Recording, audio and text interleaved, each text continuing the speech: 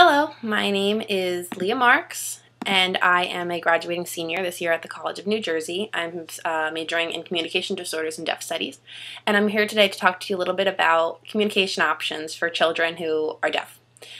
So there are a huge variety of options that you can choose from, and the family must choose what is best for their specific child.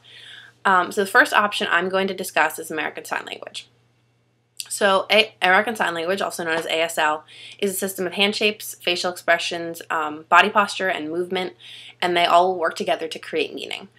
American Sign Language is its own language, which has its own grammar, it has its own vocabulary, and it has its own culture. Many people, are a part of this culture, and the family, if you choose ASL, you must commit to learning the full language and be a part of the culture.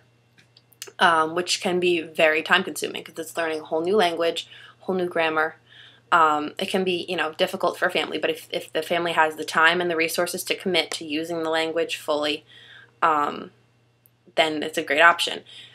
Children have to be exposed to a full first language in order to be successful. So the family, when they learn the language, they must learn all the correct grammatical structures, all the correct facial expressions, all of that stuff. Because the child needs a full first language. Once they get to school, children who learn ASL must learn to be bilingual because they have to learn to read and write in English. So without a full first language of ASL, it can be really difficult for children to learn later on that second language. So again, families who have the time, the resources, the energy to put into a whole new language, this is a great option. And also families who already know ASL, that's another fantastic option for them as well. So another communication option for children who are deaf is called cued speech. I think this is a very interesting way to communicate with a child who is deaf, and I'm surprised it hasn't taken off because it is, it's not very popular, but it's very, very effective and very interesting. So cued speech is not a language, but rather a system of communication. So it's used in partner with English, spoken English, to communicate your message. So it's a system of hand shapes which you move around your chin and your mouth to signify a specific sound. So, and it focuses on phonemes. So anything can be cued to a child. You can sing to your child and sing the exact words and also cue the exact words. It's used in conjunction with speech reading as well. So the sounds that are not so obvious can be cued, and they're a lot more significant and a lot more emphasized. So, children who use cued speech are not bilingual because it's not a language, but they do have access to all of the speech sounds in English.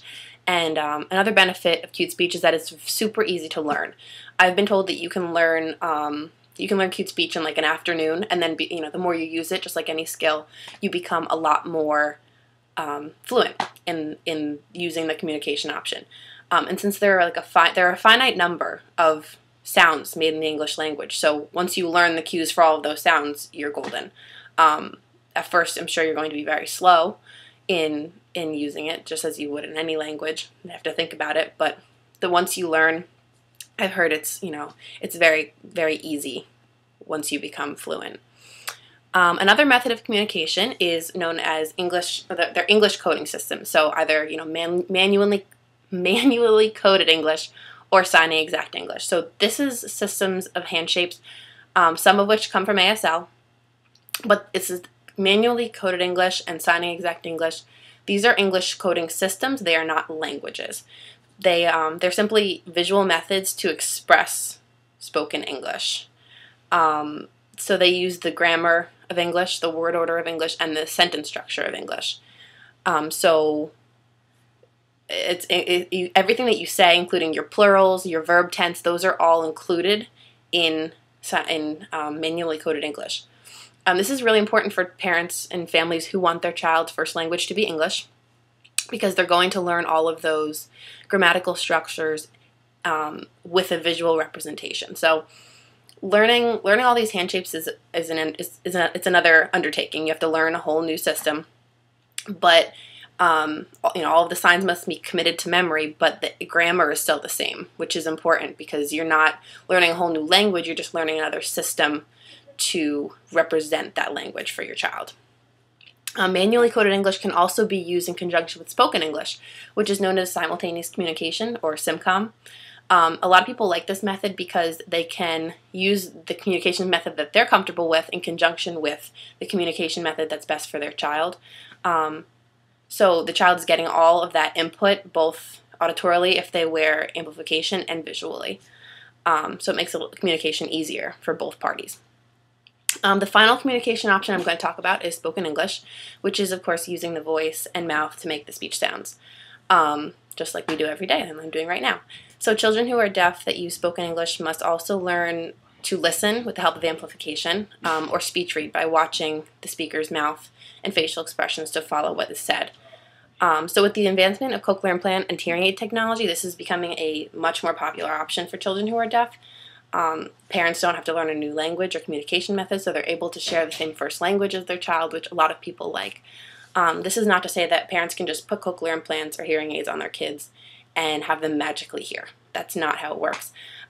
Teaching a child who is deaf to use spoken English requires a lot of intensive auditory therapy. You have to focus on listening or speech reading, depending on what you want to do. So parents must make speech and auditory training a part of their daily routine so that the child has the opportunity to learn these sounds, because they're not hearing the same way that you and I hear. With a cochlear implant, they're hearing a certain way, and with a hearing aid, they're hearing a different way. So many children have very high success rates with this option, and they often perform just as high as their non-deaf peers with language tasks. But this is with early intervention, high parent involvement. It must be the focus of everyday life.